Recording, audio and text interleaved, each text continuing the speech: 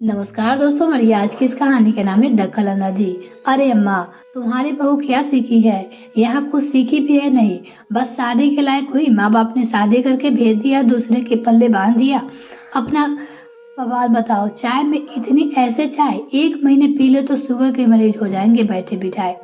चाय पीते ही नेहा अपनी माँ से कहने लगी, माँ बेटी दोनों ही हाल में बैठकर चाय पी जा रही थी और बेचारी सुजाता कब से किचन में लगी पड़ी थी। नेहा जब भी बच्चे के 1-2 दिन के लिए छुट्टियां होती तो तुरंत ही मायके चली आती। मायके क्या, मतलब पास में ही घर था, बस 15 मिनट की दूरी पे, इसलिए जब भी नेहा का मन करता वो माँ से मिलने आ जाती। लेकिन आते ही बेचारी सुजाता का जीना हराम कर देती। उसके हर काम में इतनी कमियां निकालती कि सुजाता अब तो भगवान से मानने लगे थे कि भगवान कोई ऐसा छुट्टी का दिन है जिसमें यह ना आए और मैं चैन से रह लूं। लेकिन यह चैन शायद सुजाता के लिए बना ही नहीं था। और वैसे भी आज शनिवार है, शनिवार को बच्चों को जल्दी छुट्टी हो जाती है। बस ऐसा लगता जैसे नेहा बच्चे का ही इंतजार कर रही थी। और जैसे ही बच्चे स्कूल से आते वो तुरंत एक थैला उठाती और मायके चल लेती।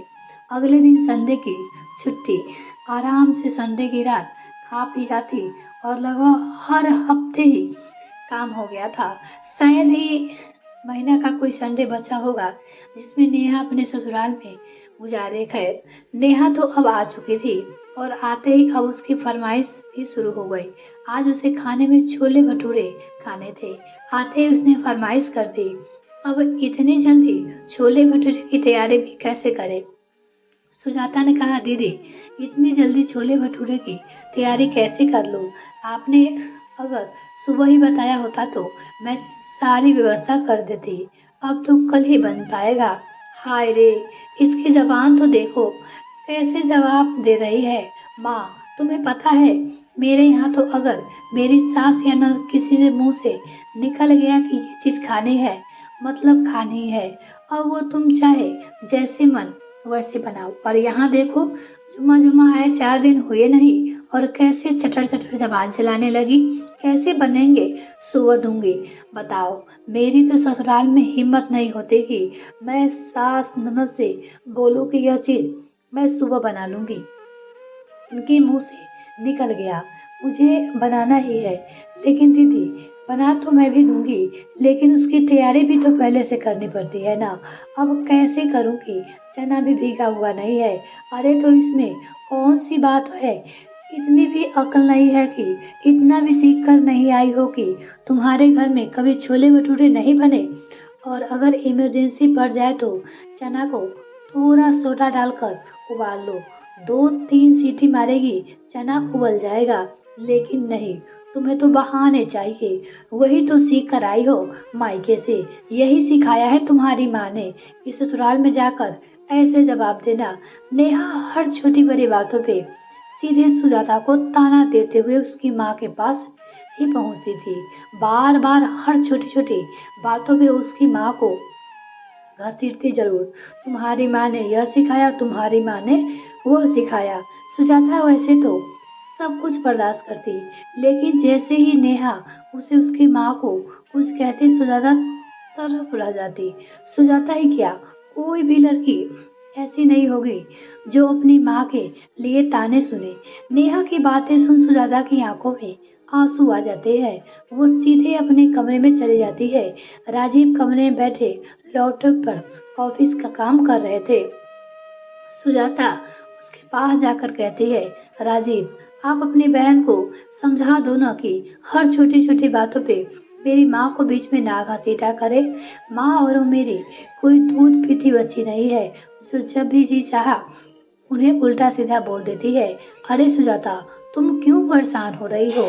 उसकी बातों पे तुम ध्यान मत दिया करो, वह ऐसी ही है, बचपन से ही नक्सली।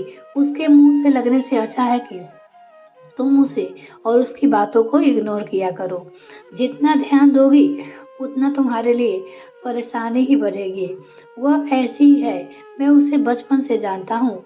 दुनिया में शायद कोई ऐसी इंसान होगी जिसे सिवाय अपने कभी भी किसी की तारीफ नहीं की और नहीं सकती है। राजीव की बात सुनकर सुजाता भी शांत हो जाती है।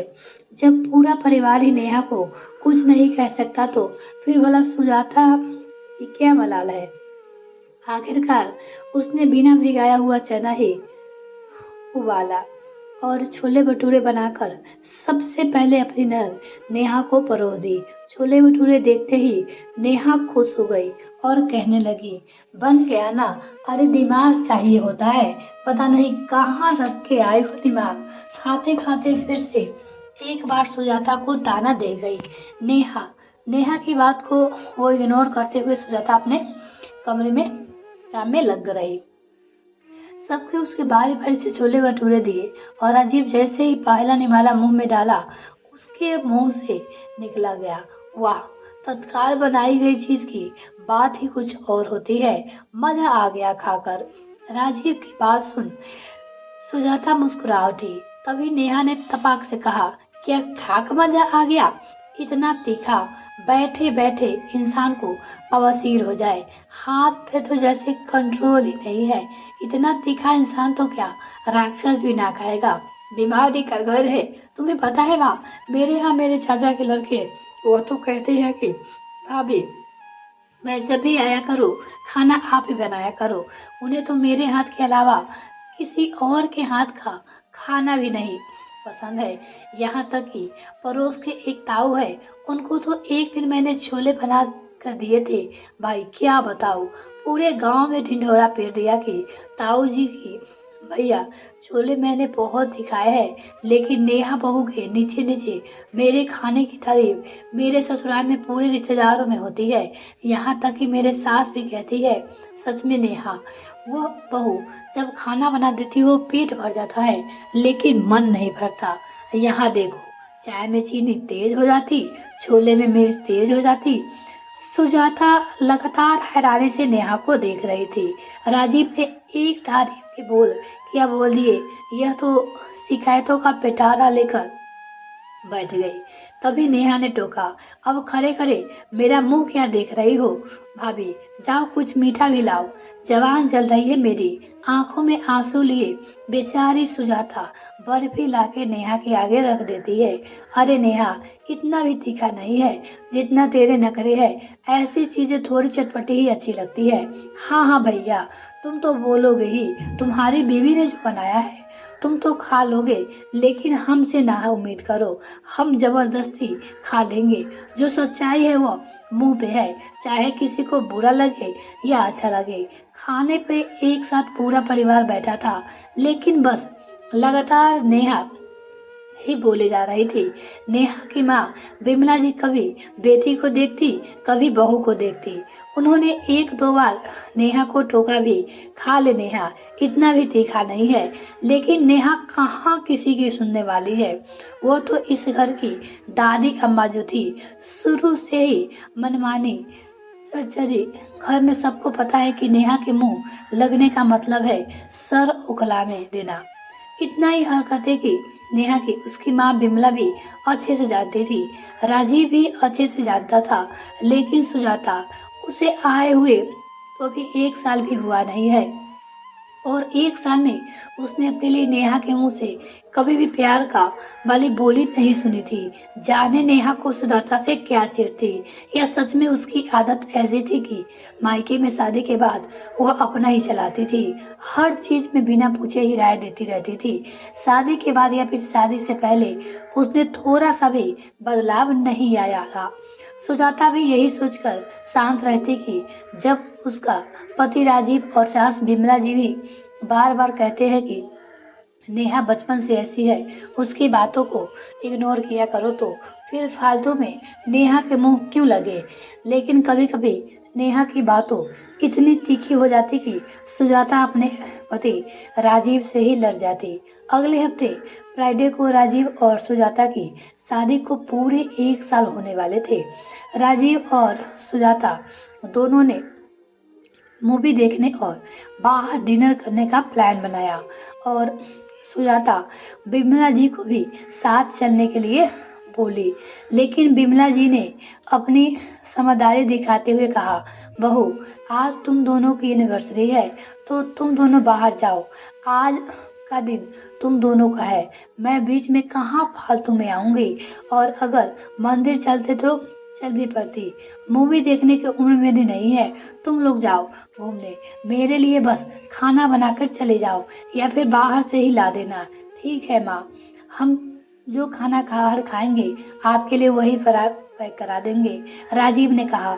और जैसे ही सुजाता और राजीव दोनों घर से निकलने वाले थे कि तभी नेहा आ धमकी। नेहा को देख सुजाता डर गई। उसका दिल बैठ गया। उसने मन ही मन सोचा, आज तो फ्राइडे है और फिर दीदी ही चली आई। शनिवार तो कल है। फिर याद आया कि कल तो सेकंड सैटरडे है, मतलब बच्चे की छुट्टी है, इसलिए नेहा आज चली आई है। नेहा को देख राजीव सुजाता को देखने लगा और सुजाता लगातार नेहा को देख सोचे जा रही थी कि अब क्या होगा। तभी नेहा ने कहा, अरे वाह भाई, यह बन ठन के सवारी कहाँ चल दी। यही तो नहीं चाहती थी सुजाता। तभी राजीव ने कहा, नेहा भूल गई क्या, आज हमारी एनिवर्सरी है, इसलिए हम बाहर जा रहे हैं और माँ घर में अकेली रहेगी।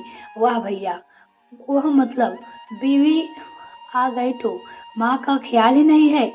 खुद एनिवर्सरी मनाने निकल लोगी और बेचारी बूढ़ी माँ घर में अकेली पड़ी रहेगी। ऐसा नहीं कि नेहा, मैंने बोला था माँ को चलने के लिए, माँ ने ही मना किया था। अब वैसे भी तू आ गई है तो तू तो रहेगी ना माँ के साथ। अच्छा जी, मतलब मैं आ गई हूँ तो मैं भी, इसके बावजूद भी आप लोग बाहर जाओगे क्या। भाभी, सास ननद के घर में छोड़कर बाहर पार्टी करेगी। खुशी का मौका होता है तो अपने घर में मनाते हैं कि बाहर जाते हैं। सबको घर छोड़ दो और खुद बाहर गुच्छल ले उड़ाओ। माँ, तुम्हें पता है मेरे यहाँ मैं अपनी एनिवर्सरी पे बाहर तक नहीं निकल पाती हूँ। सबकी खुशी के लिए दिन भर किचन में लग रह जाती हूँ। सबकी सफाई, फरमाइश के अलग अलग खाना बनाती हूँ। सबको खिलाना पड़ता है। अगल बगल के चाचा ताऊ सबके सब कम से कम 20 से 25 लोगों का खाना बनता है एनिवर्सरी के खुशी में, और अकेले मैं ही बनाती हूँ, सबके खिलाती हूँ। और यहाँ देखो भाई, मजे है एनिवर्सरी पे। माँ को घर में छोड़ दिया, बहन आई है उसकी भी कोई कदर नहीं है। हम तो निकल लिए एनिवर्सरी मनाने। बस आजकल के माँ बाप तो अपने बच्चे को यही संस्कार दे रहे हैं कि अपनी बहुरानी को लेकर आई हो, देखो इन्हें कुछ फर्क पड़ रहा है मेरी बातों को।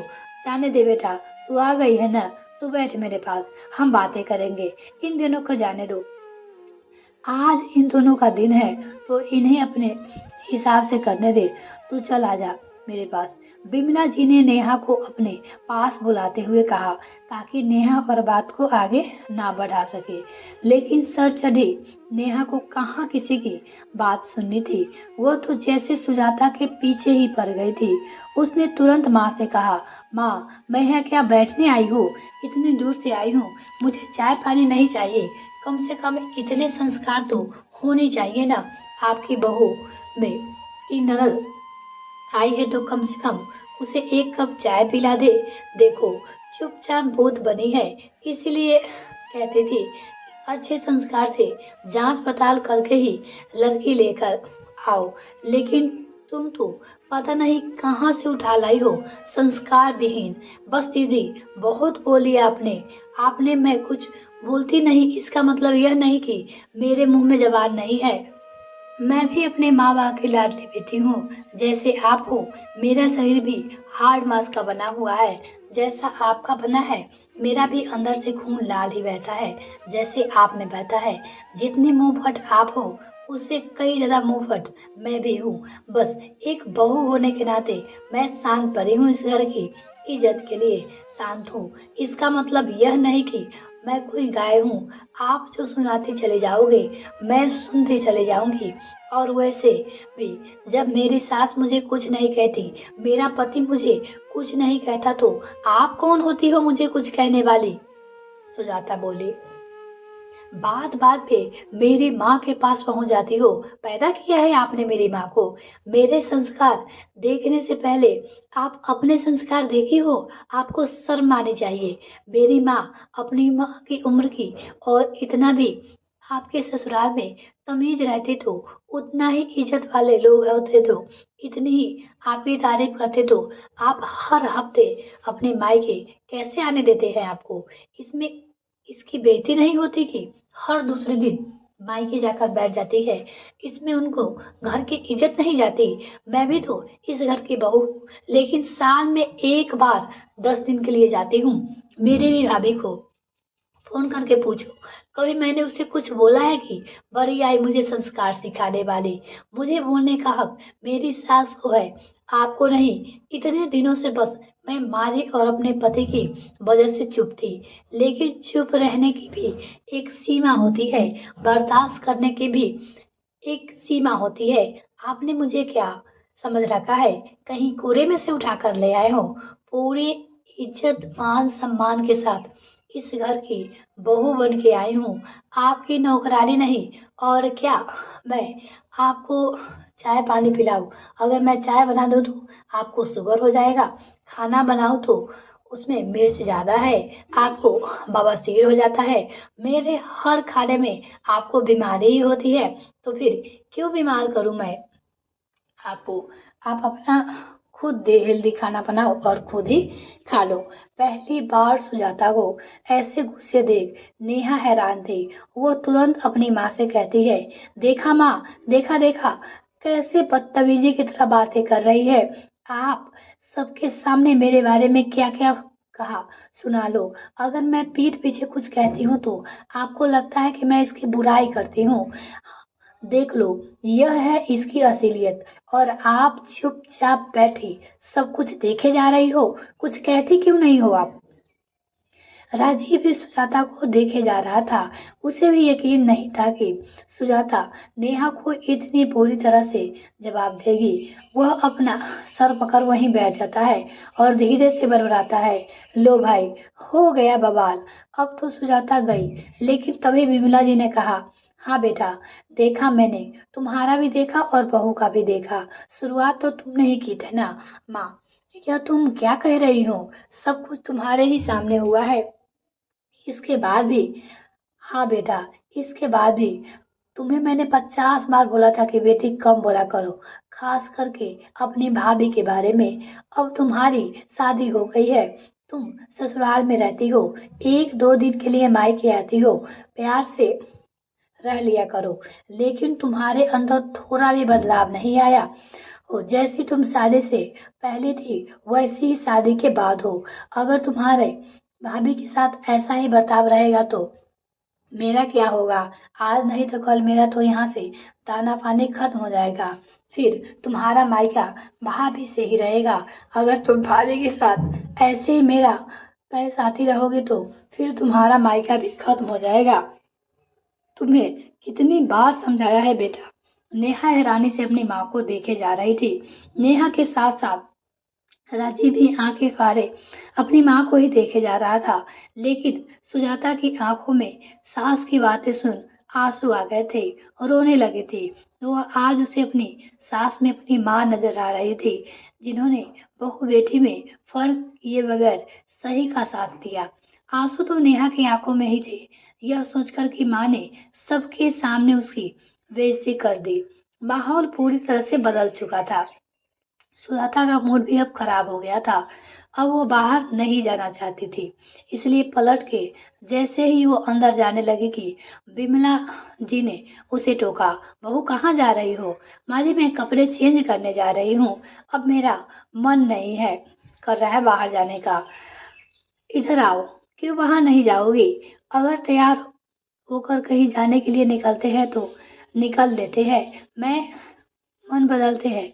और वैसे भी आज का दिन तुम दोनों का है, इसलिए यहाँ की चिंता छोड़ो, वहां मैं संभालूंगी। यहाँ सब कुछ भूल जाओ, तुम लोग जाओ, जहाँ जा रहे हो वहां जाओ। और हाँ, खाना लेकर मत आना, आज हम माँ बेटी दोनों मिलकर खाना बनाएंगे। तुम लोग जाओ। कहते हुए बिमला जी ने राजीव को इशारा किया।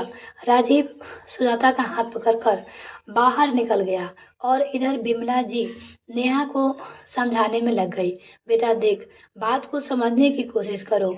मैं इससे ज्यादा तुम्हारी भाभी के सामने तुमको कुछ नहीं कह सकती हूँ, लेकिन 1 मिनट के लिए तुम सोचो, अब वो जमाना नहीं रह गया।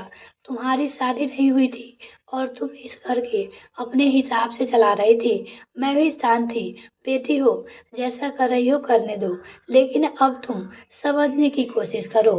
अब भाभी है, वह तुम्हारी, वो अपनी तरफ से अच्छा करने की कोशिश करती है, फिर भी तुम हर चीज में कमी निकालती रहती हो। अगर तुम ऐसे ही कमी निकालती रह गई तो सोचो, बहू तो यही चाहेगी ना कि तुम कभी भी ना आओ मायके। और जिस दिन वह हम बहू के मन में यह आ गया, फिर मेरे ऊपर क्या बीतेगा तुमने सोचा है बेटा? समय के हिसाब से बदलना सीखो। ठीक है, मानती हूँ कि अगर तुम्हें बहू भी कुछ चीज पसंद नहीं है, आ रही है, या फिर बहू में कोई बुराई नजर आ रही है तो तुम मुझे धीरे से भी बोल दिया करो। जरूरी नहीं है कि हर चीज को सुनाकर करो। वो जैसी है, चाहे वो अच्छा हो, खाना बनाती है या बुरा बना रही है, जैसा भी कर रही है वही कर रही है ना। मेरी बीमारी में, मेरे दुख में, तकलीफ में वही साथ देती है ना। दोनों टाइम का खाना, पूरे घर को संभालना, सब कुछ उसी की जिम्मे है। और रही बात, मैं तुम्हारी माँ हूँ, मैं तुम्हारा सब कुछ बर्दाश्त कर लूंगी। राजीव भी तुम्हारे भाई है, वह भी बर्दाश्त कर लेंगे, लेकिन वह तुम्हारी भाभी है, वह तुम्हारा भला क्यों बर्दाश्त करेगी? मेरी बात तुम्हें बुरी जरूर लग रही है, लेकिन तुम एक बार सोचना। बड़े ही समझदारी से बिमला जी ने नेहा को समझाया। आज सुजाता का रूप देखकर और माँ की बातें सुनकर नेहा सच में अपने आप को बहुत ही बेइज्जत महसूस कर रही थी। खाना बनाकर, खाकर, अपनी माँ को खिलाकर वापस वो ससुराल चली गई। जब सुजाता और अजीब लौट कर आए तो नेहा को नहीं देखा तो उन्होंने विमला जी से पूछा तो विमला जी ने कहा, बेटा अभी नेहा को छोड़ना सही नहीं होगा। अभी कुछ समय के लिए उसे अकेला ही छोड़ दो। कुछ दिनों बाद सब कुछ अपने आप ही सही हो जाएगा। करीब 2 महीने तक नेहा मायके नहीं आई। राजीव और माँ के बार बार बुलाने पे जब वो आए तो सुजाता ने उसकी पहले की तरह खातिरदारी करी, लेकिन इस बार बदलाव यह था कि नेहा किसी चीज में कमी नहीं निकालती थी और न ही बात बात पे सुजाता की माँ पे जाती थी। अब नेहा जब भी आती, बड़े ही शांति से 1 दिन या फिर 2 दिन जब तक मनचाहा रहकर चली जाती थी। ना घर में कोई कलेश होता और ना ही सुजाता के मन में नेहा के आने का डर रहता। दोस्तों, सच्चाई भी यही है कि शादी के बाद लड़कियां को मायके में दखल अंदाजी नहीं करनी चाहिए। इससे उसके रिश्ते पे बुरा प्रभाव पड़ता है। ये कहानी आपको कैसी लगी कमेंट सेक्शन में लिखकर बताइएगा। और आपको क्या लगता है, सुजाता ने बोलकर सही किया या गलत? आप अपनी राय कमेंट सेक्शन में लिखकर जरूर बताइएगा। अगर आपको कहानी पसंद है तो कहानी को like, share and subscribe channel को जरूर करिएगा और साथ में अपने दोस्तों में शेयर कर दीजिएगा। अगर आपको ये कहानी पसंद आती है तो प्लीज वीडियो को लाइक जरूर करें। और अगर आपके पास ऐसी कोई कहानी है तो आप मुझे ईमेल द्वारा भेज सकते हैं। इस वीडियो को देखने के लिए बहुत बहुत धन्यवाद।